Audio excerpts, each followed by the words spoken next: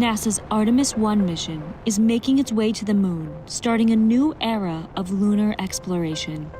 Using communications and navigation services from the Near Space Network, based at NASA's Goddard Space Flight Center, and the Deep Space Network, based at NASA's Jet Propulsion Laboratory, the Artemis 1 mission will be able to communicate critical tracking, telemetry, and science data to Earth.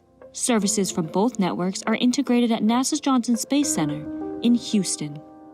The INCO console is tasked with managing the communication systems on Orion, making sure that we can send commands to the spacecraft to tell it what to do, receive telemetry and data back from it, receive video and pictures from it. The Orion spacecraft is launching from NASA's Kennedy Space Center in Florida aboard the Space Launch System rocket known as SLS. Close to Earth, it will receive communications and tracking support from the Near Space Network, a global system of ground antennas and satellites that provide either direct-to-Earth communications or relay communications. The NSN, or the Near Space Network, is an integrated network that provides RF, radio frequency, and terrestrial communications to both NASA and non-NASA spaceflight missions.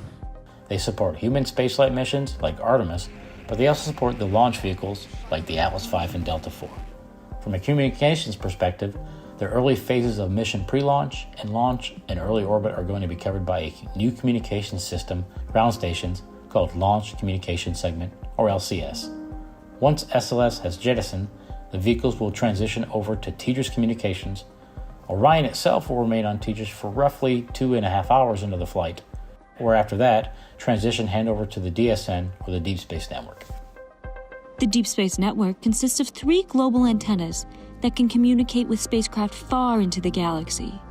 The network will serve as Artemis 1's primary communication support as the spacecraft orbits the moon, similar to its role in the Apollo days.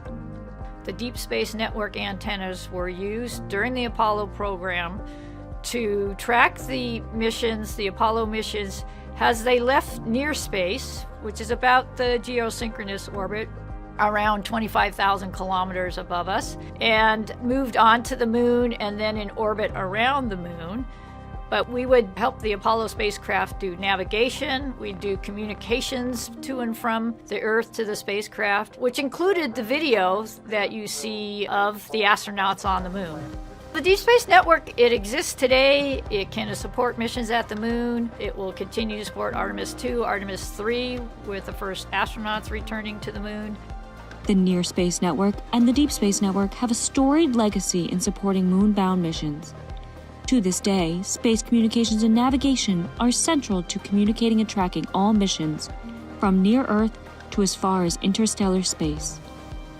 Now, as Artemis 1 journeys to the moon, NASA sets its sights on the future of exploration, bringing the next humans to the lunar surface and eventually to Mars.